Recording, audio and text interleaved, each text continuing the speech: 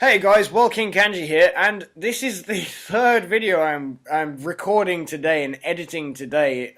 Whether it'll get uploaded in the next couple days, hopefully, but we'll see. But anyway, we're going to be discussing Super Shenlong and reviewing it from episode 41.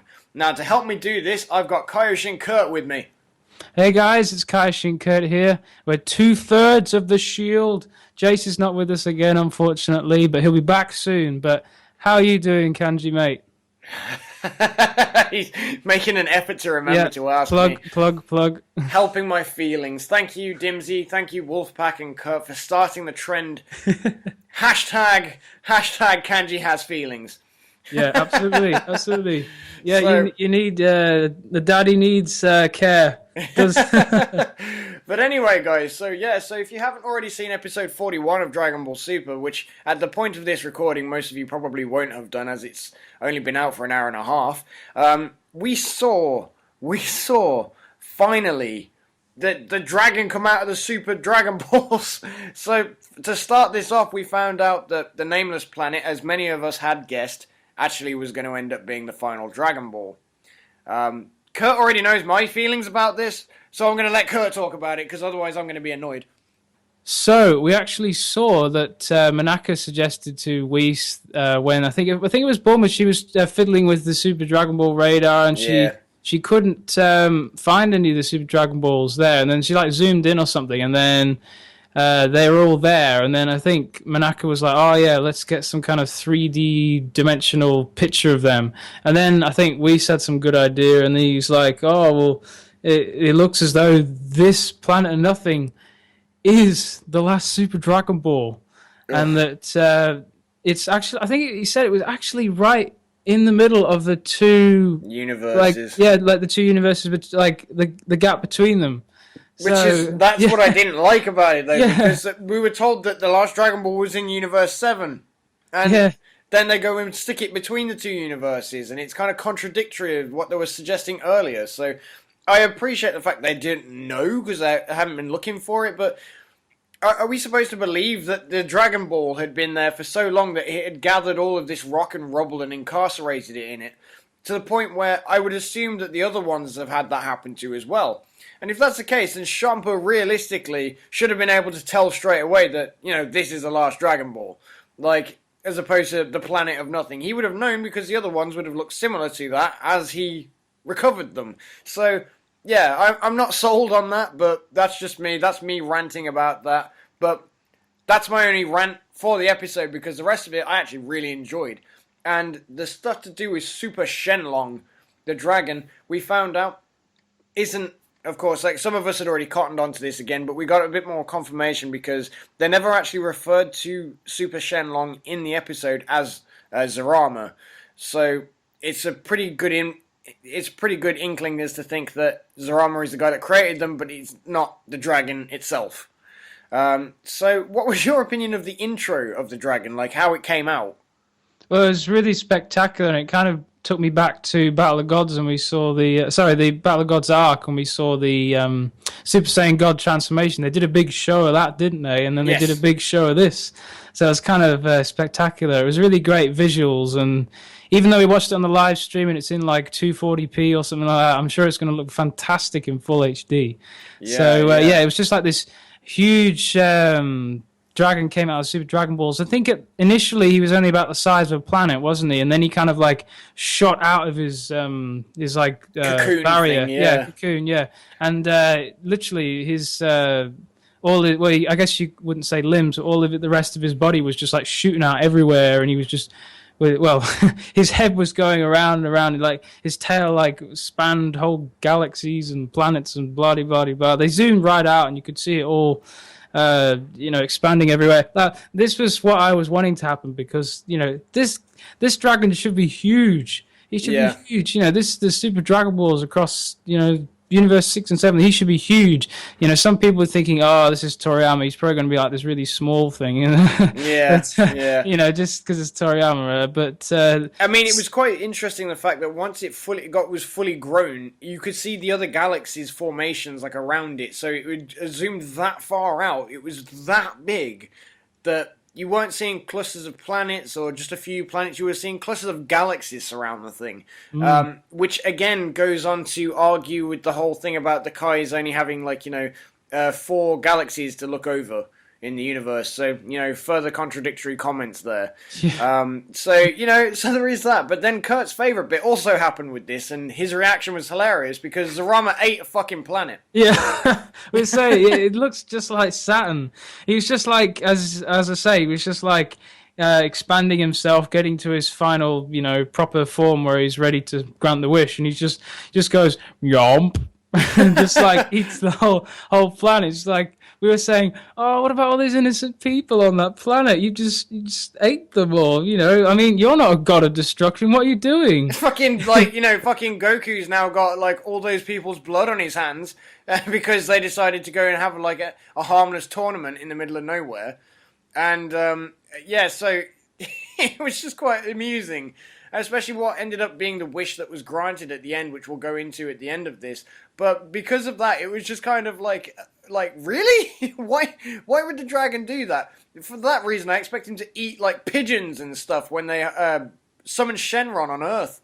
So yeah, and you were saying that because we couldn't understand what was going on because the live stream in Japanese, you were saying, oh, they probably wish for that planet to be restored.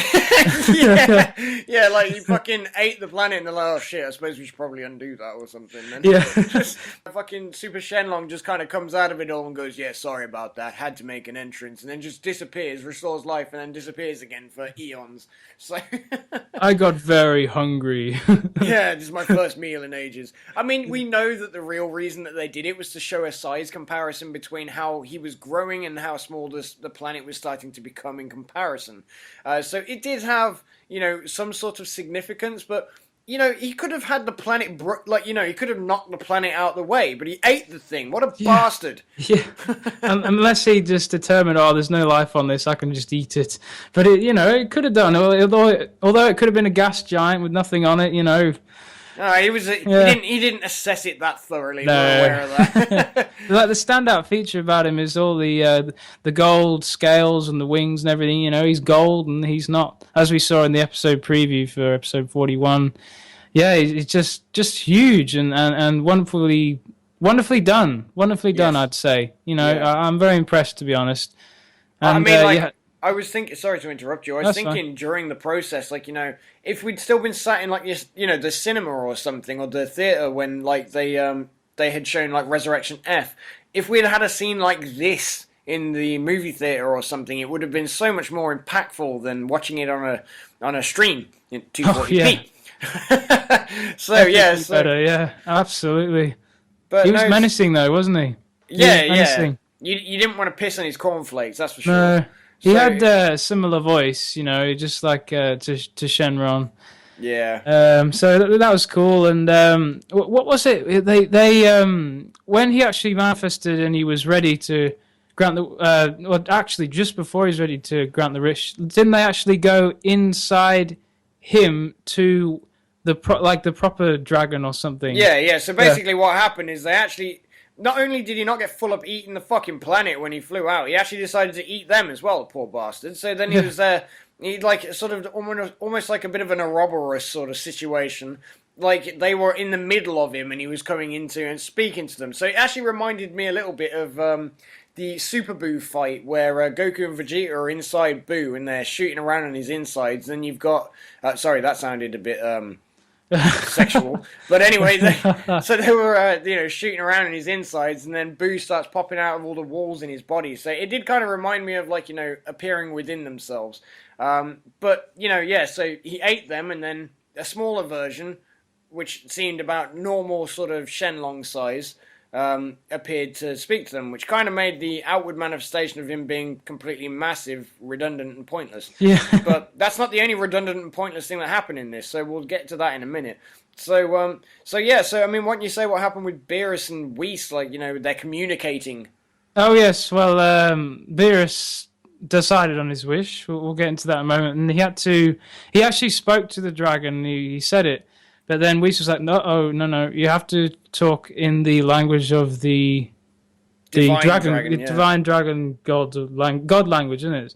So I think, well, that's the thing. We initially said the words in the god language to actually summon him. That's right. But then Beerus forgot that. I almost said Beebus then. Got Beebus on the mind at the moment. Beebus.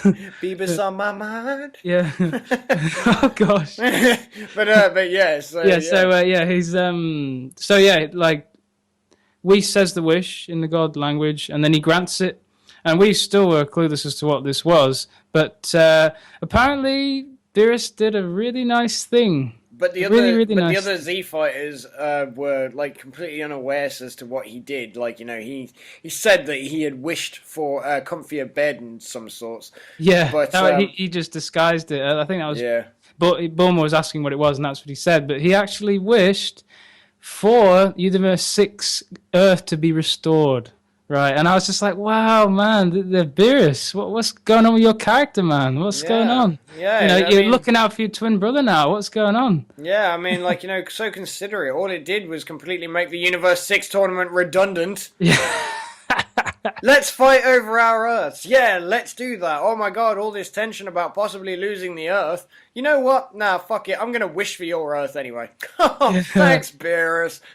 This guy. It was just like, what? Why? Like, I understand the sentiment and to give it a bit of a happy ending, but it made the entire arc pointless. Yeah, it's just such a change in character for Beerus since the start of Battle of Gods arc. I can't believe it, like...